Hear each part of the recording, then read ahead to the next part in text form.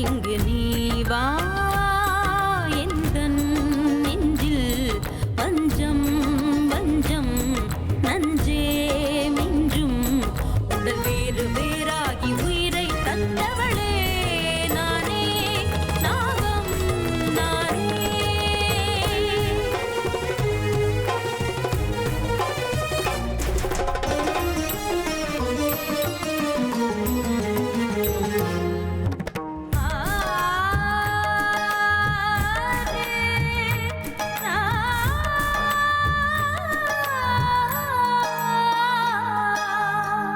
ஜென்மபல தாண்டி உன்னோடு வாழ வேண்டுமே மரணம் தன்னை வென்று தினம் காதல் செய்யவா நாகமணி தேடி என் ஜீவன் இங்கு வாடுதே சொந்தங்களை நாடி உயிர் தேடி ஓடுதே பூமிக்கு வந்த நிலவு பிறவீது சாபமா கடமையை தாண்டும் உறவு மனமிளகிடுமா எந்தன் நெஞ்சில் வஞ்சம் வஞ்சம் நஞ்சே மிஞ்சும் உடல் வேறு வேறாகி உயிரை தந்தவளே நானே நாகம் நானே தந்தவளே நானே நாகம் நானே. என்னம்மா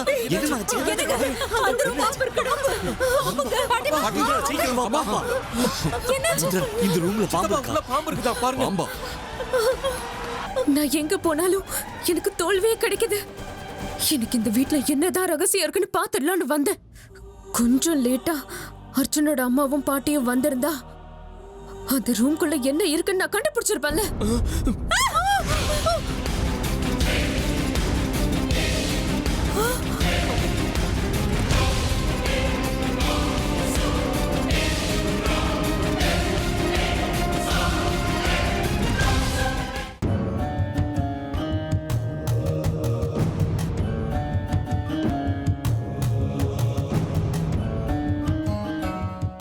எனக்கே இப்படி எல்லாம் ஆகுது. தண்ணில இருந்து வெளியே வந்த மீன் தான் உயிரை காப்பாத்திக்க துடி துடிக்கிற மாதிரி எதுக்காக இப்ப என்னோட உயிர் துடி துடிக்குது? என்னோட உள் மனசு நான் யாரையோ இழக்க போறேன்னு சொல்லிட்டு இருக்கு. இந்த தவிப்புக்கு என்ன காரணம்? இந்த அவஸ்தைக்கு என்ன காரணம்?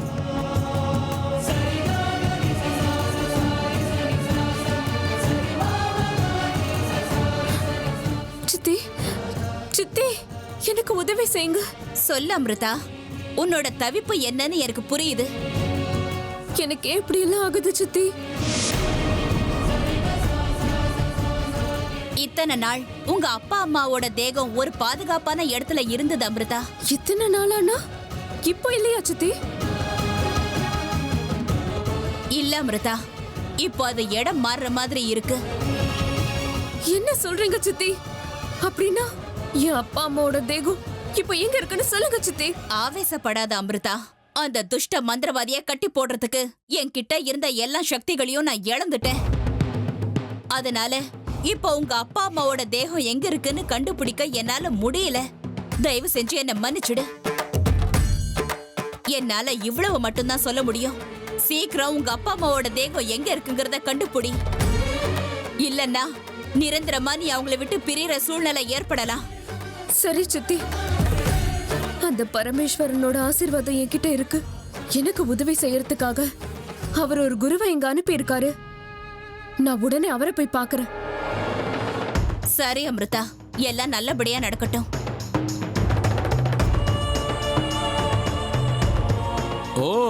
ஓஹோ, உனக்கு சின்னம்மா வேற இருக்காங்களா? அது சரி. பாம்புகளுக்கு கூட இந்த ஃபேமிலி சென்டிமெண்ட்ஸ் எல்லாம் இருக்குன்னு இப்பதான் எனக்கே தெரியுது. இல்ல, இந்த காலத்துல வைஃபை அது இதுன்னு ஏதேதோ புது டெக்னாலஜி வருது. ஆனா ஓன் டெக்னாலஜி முன்னாடி அதெல்லாம் சுருட்டி தூக்கி போட்டுறலாம் போல் இருக்க. சரி, இதுக்கு புஸ் டெக்னாலஜின்னு பேர் வச்சிடலாமா? இத நீ ஒரு பிசினஸாவே மாத்திக்கலாம். நல்ல வருமானம் வரும். டேய், உன் விளையாட்டெல்லாம் என்கிட்ட வேண்டாம். நான் யாருன்னு உனக்கு தெரியும்ல. உன் வேலை எதுவோ அதை மட்டும் பார்த்துட்டு போ. உன்ன மாதிரி கேவலமானவன அன்னைக்கு சாகடிச்சிருக்கணும். இந்த வீட்டுக்கு நன்றி கடன் பட்டிருக்கேன் தான் போனா போட்டோன்னு விட்டுட்டேன். அதிகமா வாயாடினேன்னு வை, என் உண்மையான சுரூபத்தை காட்டிடுவேன். ஜாக்கிரதை. என்னால யாருக்கும் எந்த பிரச்சனையும் இல்ல. ஆனா நீ மட்டும் எதுக்கு எனக்கு தொந்தரவு கொடுக்கற? உயிர் மேல ஆசை இருந்தா ஒழுங்கு மரியாதையா இரு. அப்படி இல்லன்னா போன உயிரை திரும்ப வாங்க முடியாது.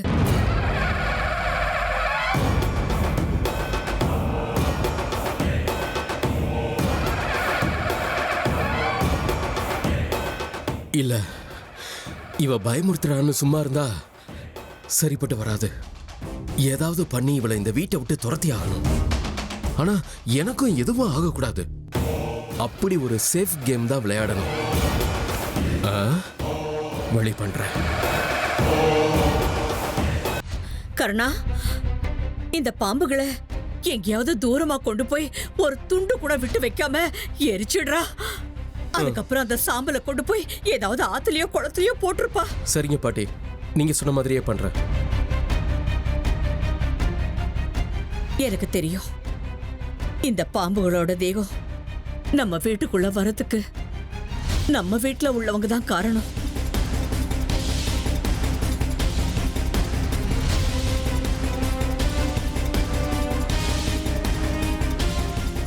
அது யாருன்னு கூடிய சீக்கிரம் நானே கண்டுபிடிக்கிறேன். நம்ம வீட்டுக்குள்ள இந்த பாம்புகளை கொண்டு வந்து வச்சது யாரா இருந்தாலும் சரி, என் மகனா இருக்கட்டும் இல்ல பேரனா இருக்கட்டும், அவங்கள வீட்டை விட்டு வெளியே துரத்திடுவேன்.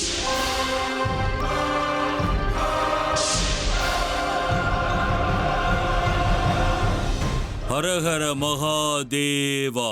நாகேந்திரஹாராய த்ரிலோச்சனாய பஸ்மாங்கராகாய மகேஸ்வராய நித்யாய சுத்தாய திகம்பராய தஸ்மை நகாராய நமः சிவாய. நாகேந்திரஹாராய த்ரிலோச்சனாய பஸ்மாங்கராகாய மகேஸ்வராய நித்யாய சுத்தாய திகம்பராய. சுவாமிகளே, நீங்க யாரு? இந்த நேரத்துல எங்க வீட்டுக்கு வந்திருக்கீங்க? பரமேஸ்வரனுடைய சேவகன். ஆண்டவனோட உத்தரவை தலைவணங்கி ஏத்துக்கிறவன். அவன் என்ன அனுப்பி வச்சான், நானும் வந்துட்டேன்.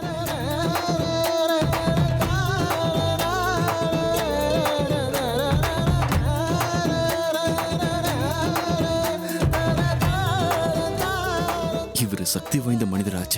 இவர் தானே நம்ம வீட்டுக்கு வந்திருக்காருன்னா இது முக்கியமான விஷயமா தான் இருக்கணும். இவர் கால கையில விழுந்தாவது அந்த பாம்புக்கு உயிர் வர மாதிரி பண்ணிருந்தோம். நாகமணி எங்க இருக்குன்னு கண்டுபிடிச்சிடலாம். வணக்கம் சாமி, நீங்க வந்தது ரொம்ப சந்தோஷமா இருக்க.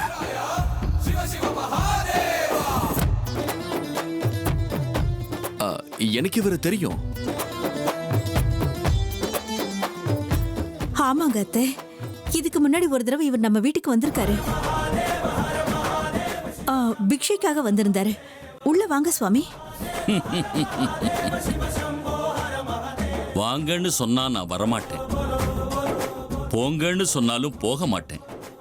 அந்த பரமேஸ்வரனுடைய உத்தரவுப்படி, அவன் விருப்பப்படி அவன் சொல்ற சேவையை செய்யறவன் நான்.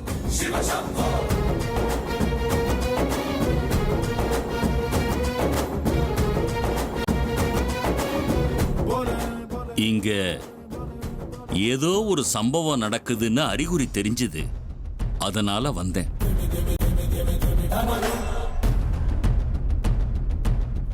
எல்லாருமா சேர்ந்து இங்க என்ன பண்ணிக்கிட்டு இருக்கீங்க? பாவத்துக்கு மேல பாவம் செஞ்சுக்கிட்டு இருக்கிறது தான் இந்த வீட்டுக்கு வழக்கமாயிடுச்சா?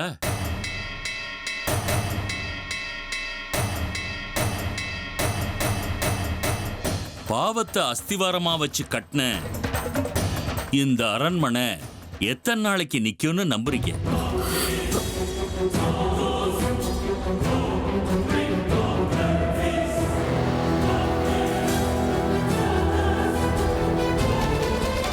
சுவாமிகளே, அது அது இந்த வீட்ல பாம்பு இருக்கு சுவாமிகளே.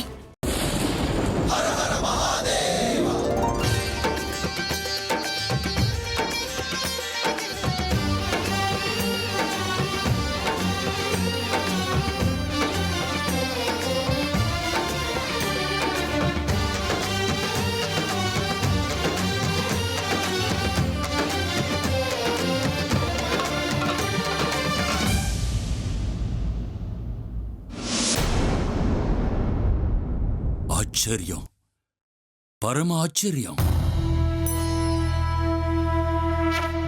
இப்படிப்பட்ட பாம்புகளை நானே இதுவரைக்கும் பார்த்ததில்லை.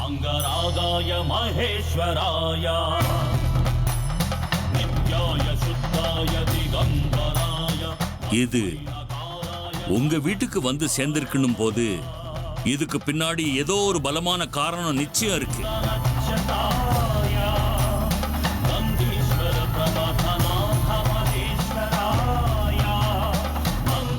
அப்படி இல்லைன்னா இந்த பாம்புகளோட தேகம் உங்க வீட்டுக்குள்ள எப்படி வரும் சொல்லுங்க?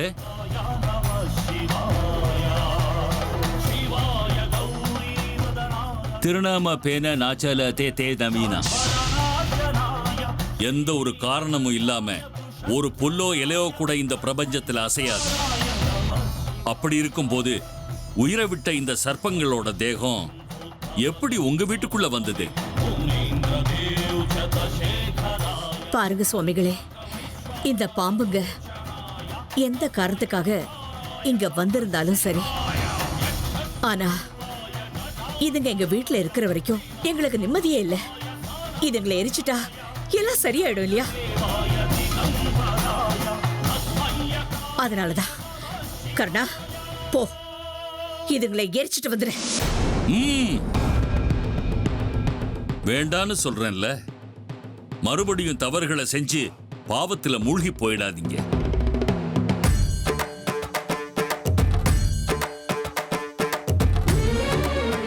இந்த பாம்புகளை எப்பவும் நீங்க எரிக்க கூடாது. நீங்க என்ன சொல்றீங்க சுவாமி?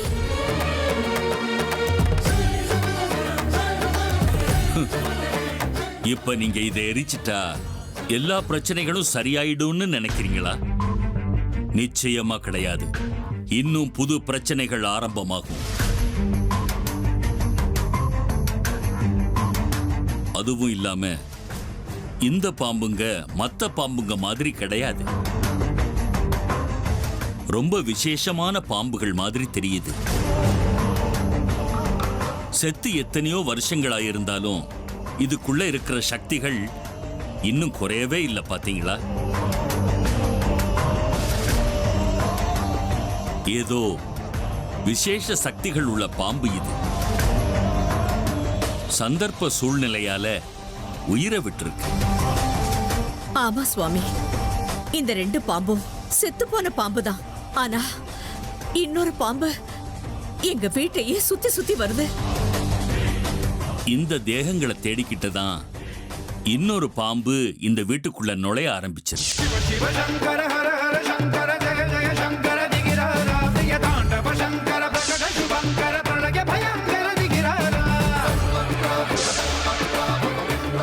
என்ன சுவாமி நீங்க இப்படி சொல்றீங்க? அது எங்க வீட்ல எங்க அர்ஜுனுக்கு சர்வதோஷம் இருக்குன்னு எல்லாருக்குமே தெரியும்.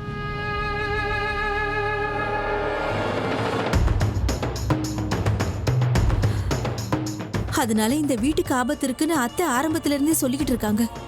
அப்படி இருக்கும்போது செத்து போன இந்த பாம்புங்களோட தேகத்தை எங்க வீட்ல நாங்க எப்படி வச்சிருக்க முடியும்? நீங்க எல்லாம் தெரிஞ்சவரு, உங்க ஞான திருஷ்டியில எல்லாம் புரிஞ்சிருக்கோம் இல்லையா?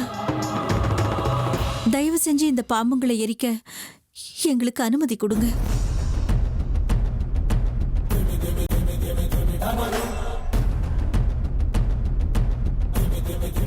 ஆமா சுவாமி, இந்த பாம்புங்க வீட்டில் இருக்கிற வரைக்கும் அம்மா பயத்துல தான் இருப்பாங்க, தேவையில்லாம கவலைப்படுவாங்க. அதனால இந்த பாம்புகளை வெளியே அனுப்புறது தான் நல்லது. அண்ணா, சுவாமிகள் இவ்வளவு சொல்றாருன்னா அதுக்கு ஏதோ ஒரு அர்த்தம் இருக்கும்ல. இப்ப என்ன பண்றது நீங்களே தெளிவா சொல்லுங்க சாமி. நாங்க அதை அப்படியே செய்யறோம். கோபம் கோபத்துக்கு ஆளாயிடுவீங்க.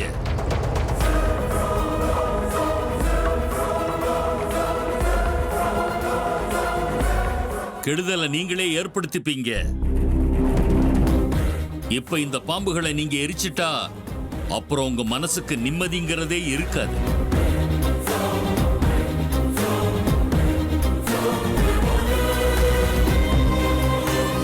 அது மட்டும் இல்ல, பாம்புடைய கோபம் 12 வருஷம் இருக்குன்னு சொல்ற மாதிரி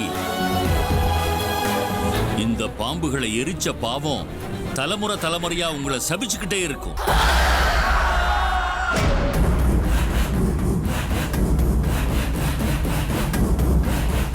காரணம் இல்லாம இதுங்களோட தேகத்தை அழிச்ச பாவத்துக்கு நீங்க எல்லாம் ஆளாயிடுவீங்க. ஐயோ கடவுளே, என்னப்பா இதெல்லாம்? சுவாமி, எங்களுக்கு இப்ப நீங்க தான் ஒரு வழியை காட்டணும். சுவாமி, என் பேரனுக்கு சர்ப்ப தோஷம் இருக்கு. அதுக்கு பரிகாரம் பண்ண நாளைக்கு நாங்க எல்லாம் குடும்பத்தோட கோயிலுக்கு போறோம். இந்த பாம்புகளை என்ன பண்ணணும்னு தயவு செஞ்சு நீங்களே சொல்லுங்க. நாளைக்கு எப்படியும் சர்ப்பதோஷ நிவர்த்திக்காக நீங்க கோயிலுக்கு போறீங்கல்ல? ஆமா சுவாமி, இங்கிருந்து 100 மைல் தூரத்துல காவிரி கரையோரம் இருக்கிற நாகேஸ்வர கோயிலுக்கு போறோம்.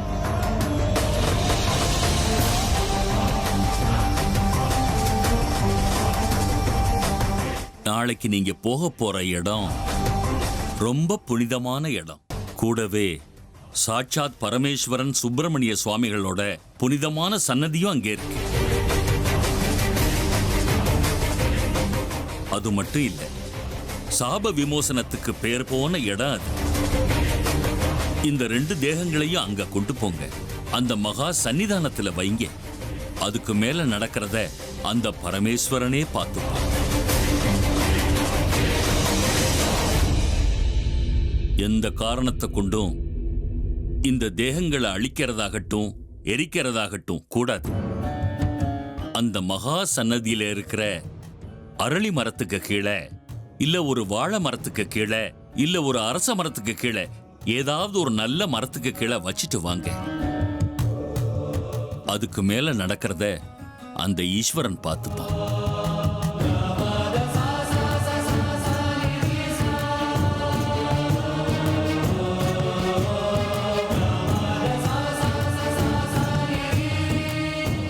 எந்த காரணத்துக்காகவும் இந்த தேகங்கள் அழியவே கூடாதும்மா. ஒருவேளை என் பேச்சை மீறி இதை நீங்க எரிச்சிங்கன்னா அதோட விளைவுகள் பயங்கர கோரமா இருக்கும்.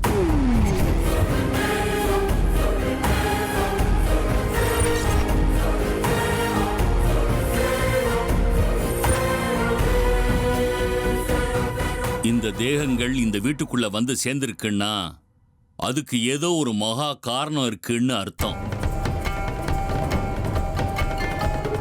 இப்போ இந்த தேகங்களை நாங்க எங்க வைக்கணும் சுவாமி? பூஜை அறையில வச்சு பூஜை பண்ணுங்க. நாளைக்கு காலையில நீங்க எல்லாம் கிளம்பும் போது இந்த தேகங்களை கொண்டு போய் நான் சொன்ன மாதிரியே செய்யுங்க. நீங்க சொன்ன மாதிரியே செய்றோம் சுவாமி. மொத்தத்துல இந்த குடும்பத்துக்கு வந்திருக்கிற பிரச்சனை எல்லாம் நிவர்த்தியான அதுவே போதும். நிச்சயமா நல்லதுதான் நடக்கும் தாயே. இனி எதை பத்தியும் கவலை வேண்டாம்.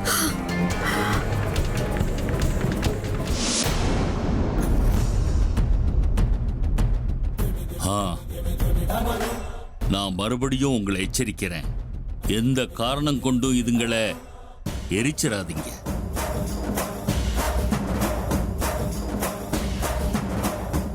ஓம் நம சிவாய. சம்போ ஹர ஹர மகாதேவா.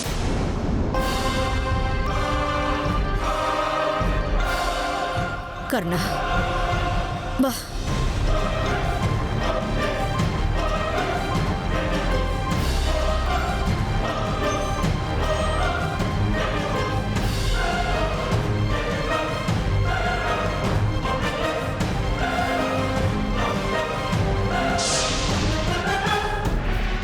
சுவாமிகள் எதுக்கு திடீர்னு வீட்டுக்கு வந்தாரா? எதுக்கு இதையெல்லாம் சொல்லிட்டு போறாரு? இதுல ஒண்ணு நாகராணியோட தேகம் நான் தான் கொண்டு வந்தேன், அப்பனா இன்னொரு தேகம் யாருடையது? நாகராஜனோட தேகத்தை எங்க கையால நாங்க தானே எரிச்சோம். அப்படின்னாலும் இந்த 2 தேகங்களும் எப்படி நம்ம வீட்டுக்குள்ள வந்திருக்கோம்? அண்ணன் ஏதாவது பண்ணிக்கிட்டு இருக்கானா? அண்ணனை நம்பவே முடியாத. அவன் எனக்கு தெரியாம ஏதோ பண்றான் போல இருக்க.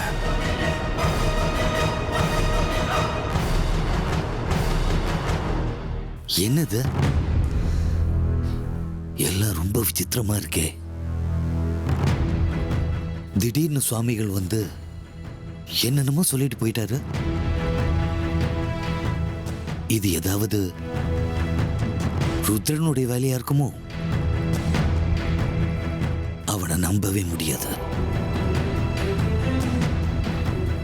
நாகராஜன் தேகத்தை என் கையால நான் தானே எரிச்சேன்.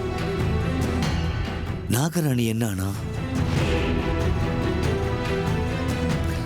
2 தேகம் எப்படி வந்திருக்கும்? என்ன வேணா ஆகட்டும். நாகமணி என்கிட்ட இருக்கிற வரைக்கும் எந்த பாம்பாலையும் என்னை எதுவும் செய்ய முடியாது.